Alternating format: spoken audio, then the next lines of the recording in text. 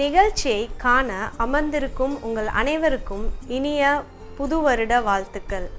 Happy New Year. We welcome you all for this program.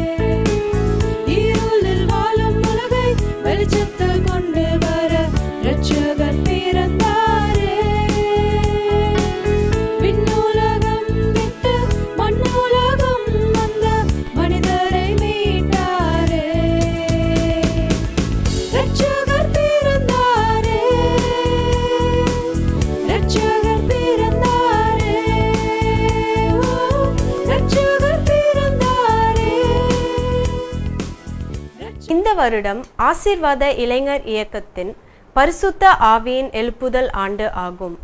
இதன் அடிப்படையில் தனிப்பட்ட வாழ்வில் எழுப்புதல், ரிவைவல் இன் பர்சனல் லைஃப் என்ற தலைப்பில் தேவனுடைய செய்தியை கொடுக்க வருகிறார் ஆசீர்வாத இளைஞர் இயக்கத்தின் மூத்த ஊழியர் சகோதரர் லயனல் அவர்கள். ஆண்டவராகிய இயேசு கிறிஸ்துவின் நாமத்தினாலே உங்கள் அனைவரையும் வாழ்த்துகிறேன்.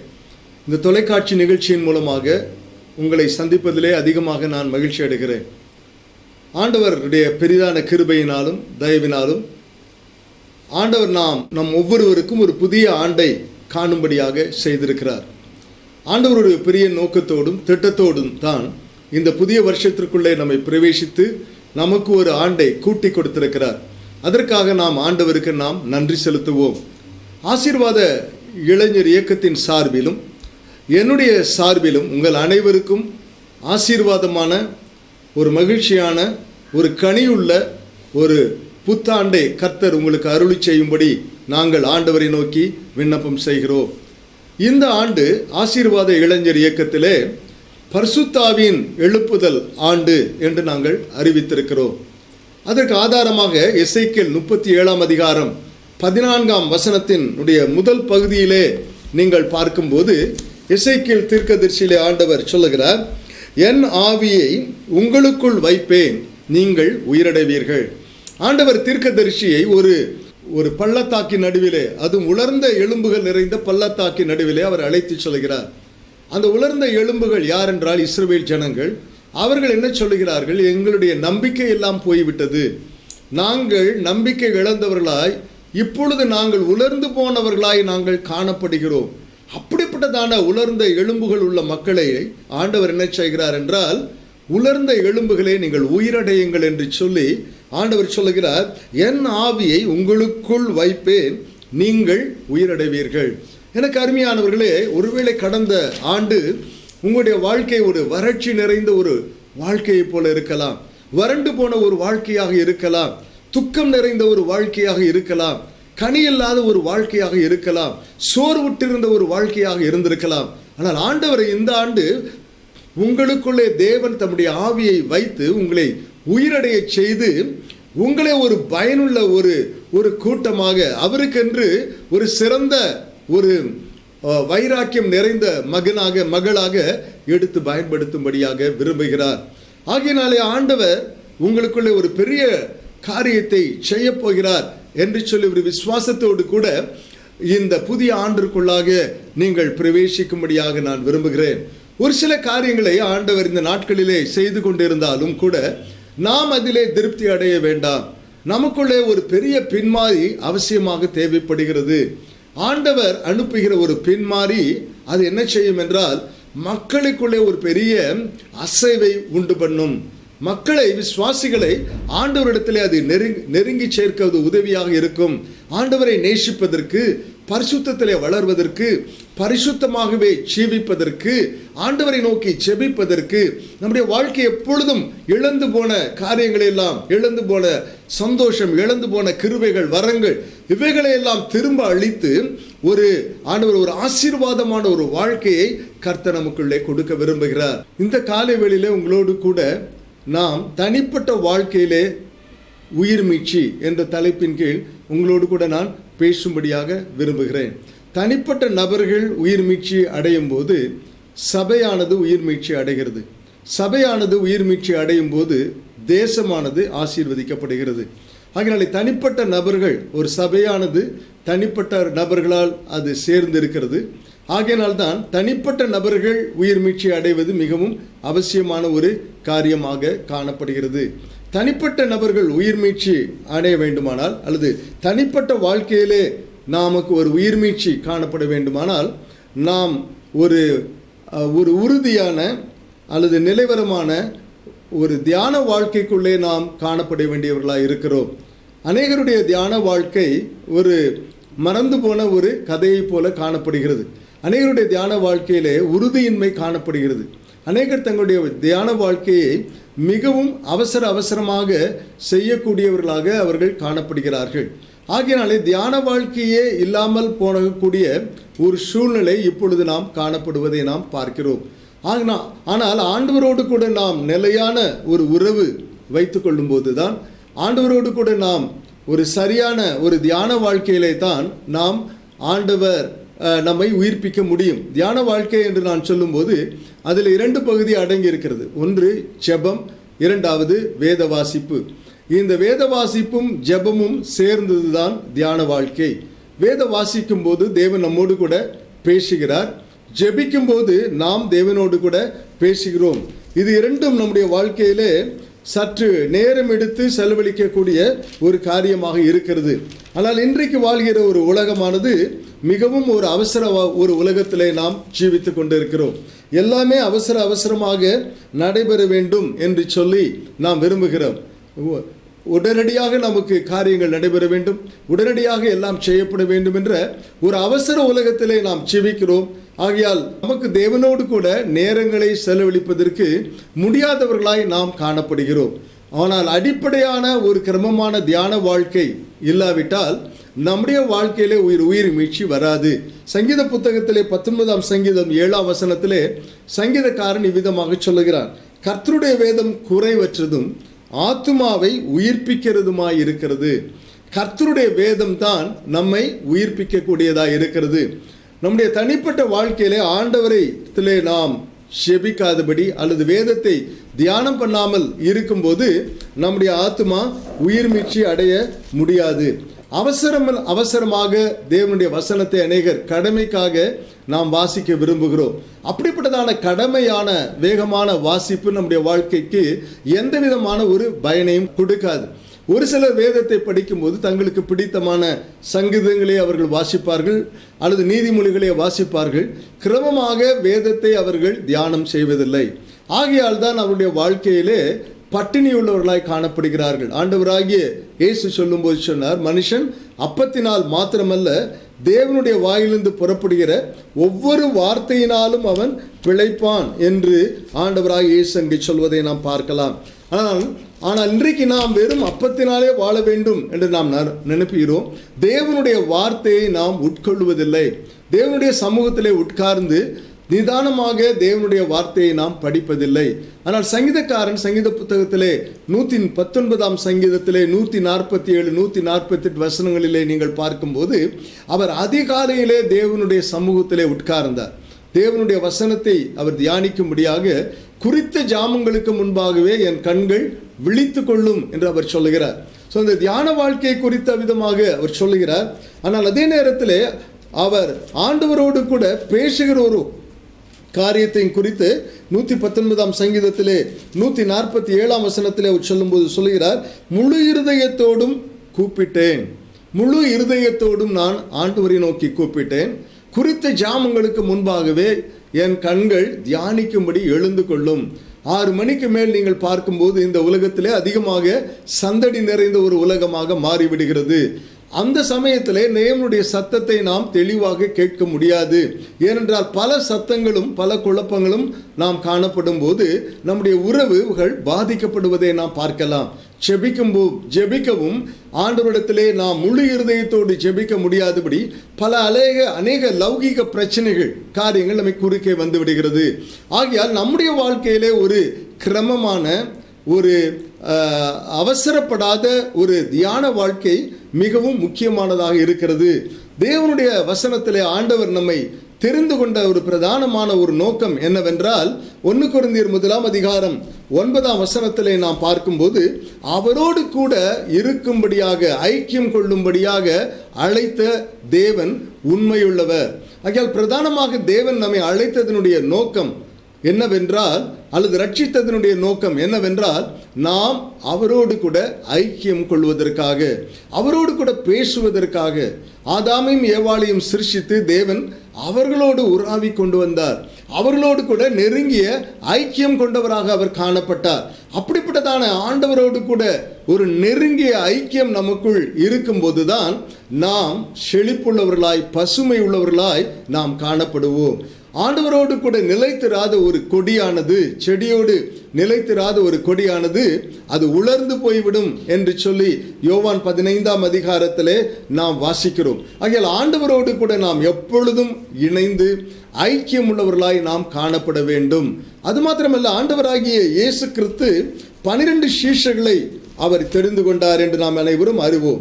அந்த 12 சீஷர்களை அவர் தெரிந்து கொண்டதனுடைய பிரதானமான நோக்கம் என்ன என்று நீங்கள் பார்க்கும்போது, மார்க் எழுதின சுவிசேஷத்திலே 3 14 15 நாம் பார்க்கும்போது, அவர் மலையின் மேல் ஏறி தமக்கு சித்தமானவர்களை தம்மிடத்தில் வரவழைத்தார்.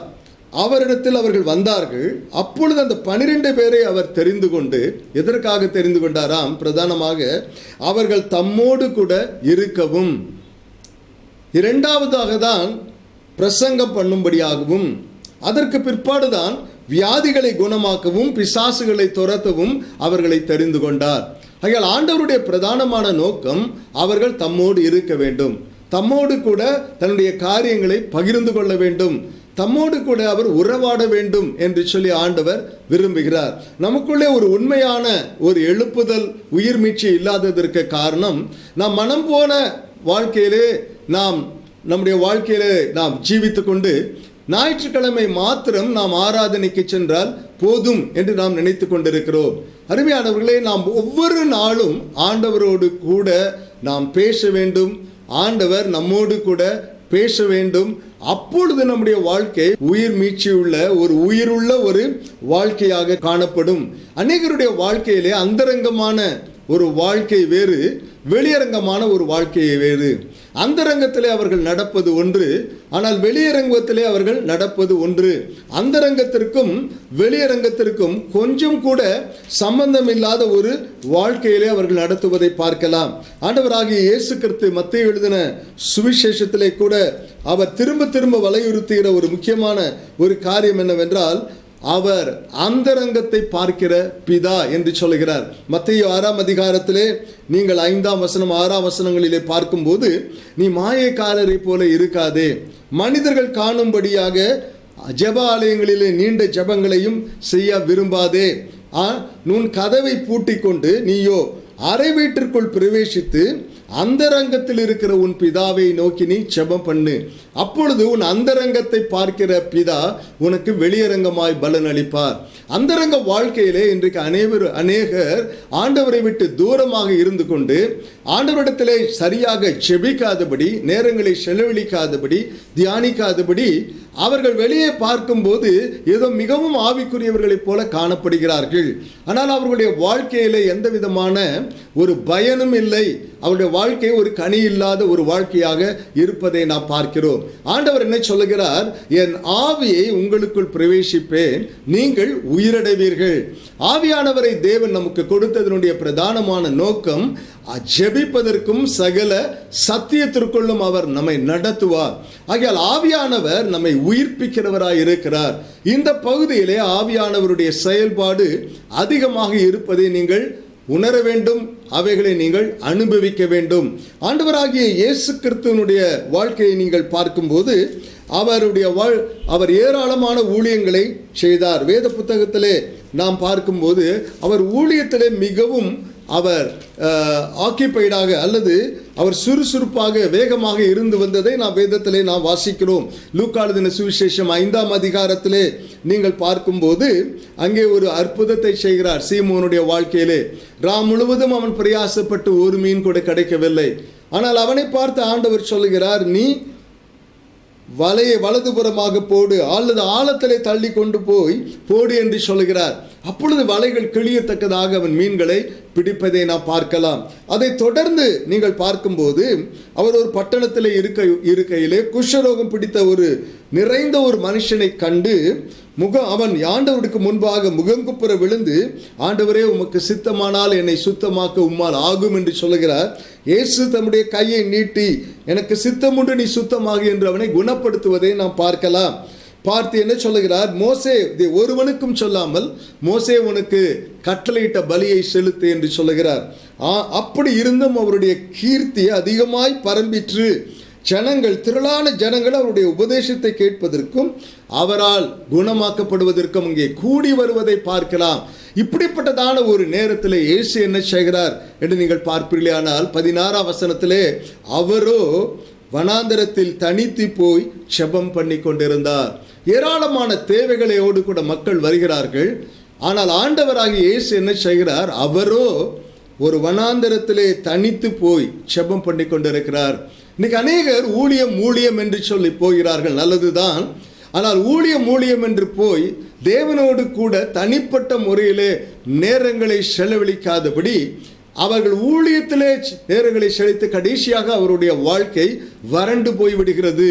அவர்கள் பயனற்றவர்களாக மாறிவிடுகிறார்கள்.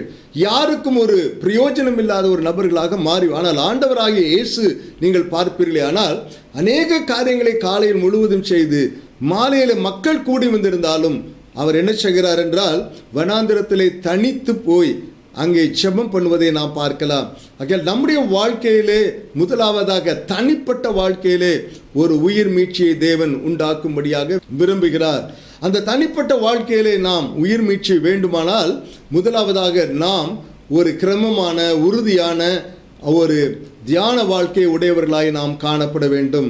இரண்டாவதாக எப்படிப்பட்ட நபர்கள் தனிப்பட்ட வாழ்க்கையிலே உயிர் மீட்சி வேண்டுமானால் ஆண்டவர் எப்படிப்பட்டதான நபர்களை உயிர் மீட்சி அடைய செய்வாராம்.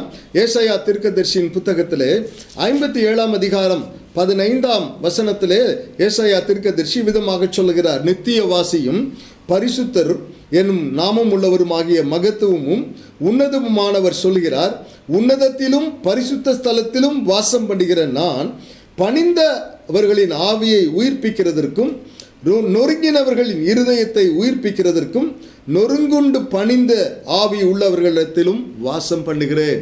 எப்படிப்பட்டதான மனிதர்களை அவர் உயிர்ப்பிக்கிறாராம், பணிந்த ஆவி உடையவர்களை, ஒரு தாழ்மையுள்ள ஒரு ஆவியை உடையவர்களை, ஒரு நொறுங்கின இருதயத்தை உடையவர்களை கர்த்தர் உயிர்ப்பிக்க விரும்புகிறார். முதலாவதாக நான் சொன்னேன், கர்த்தருடைய வார்த்தை நம்மை உயிர்ப்பிக்கிறது. தனிப்பட்ட வாழ்க்கையிலே கர்த்தருடைய வார்த்தையை போதுமான அளவுக்கு நேரம் செலவழித்து தியானிக்காவிட்டால் நாம் உயிருடையவர்களாய் நாம் அல்லது எழுப்புதல் உள்ளவர்களாய் நாம் காணப்பட முடியாது. இரண்டாவதாக தாழ்மை உள்ளவர்களாக இருதயத்திலே ஒரு நொறுங்குண்ட சிந்தனை உள்ளவர்களை கர்த்தர் உயிர்ப்பிக்கிறார் என்று வேதத்திலே நாம் வாசிக்கிறோம். ஆண்டவராகிய இயேசு கிறிஸ்துவிடத்திலே நாம் கற்றுக்கொள்ள வேண்டிய மிகப்பெரிய பாடம் என்னவென்றால், அவர் மத்தேயு எழுதின சுவிசேஷம் 11ஆம் அதிகாரம் 29ஆம் வசனத்திலே அவர் சொல்லுகிறார், என்னிடத்தில் வாருங்கள், நான் சாந்தமும் மனத்தாழ்மையுமாய் இருக்கிறேன், என்னிடத்திலே வந்து கற்றுக்கொள்ளுங்கள். ஆண்டவராகிய இயேசுவிடத்திலே நாம் கற்றுக்கொள்ள வேண்டிய மிகப்பெரிய ஒரு பாடம் தாழ்மை. அருமையானவர்களே, இன்றைக்கு அநேகர் திருவசனத்தை நாம் கேட்கிறோம், கேட்டுவிட்டு எல்லாம் எனக்கு தெரியும் என்று நினைத்து கொண்டு நாம் கர்வமாக மனமேட்டுமையாக அந்த திருவசனங்களுக்கு நாம் கீழ்ப்படியாதவர்களாய் நாம் காணப்படுகிறோம். திருவசனங்களுக்கு நாம் கீழ்ப்படியாதபடியினாலே தேவன் தொடர்ந்து நமக்குள்ளாக கிரியை செய்ய முடியாதவர்களாக காணப்படுகிறார்.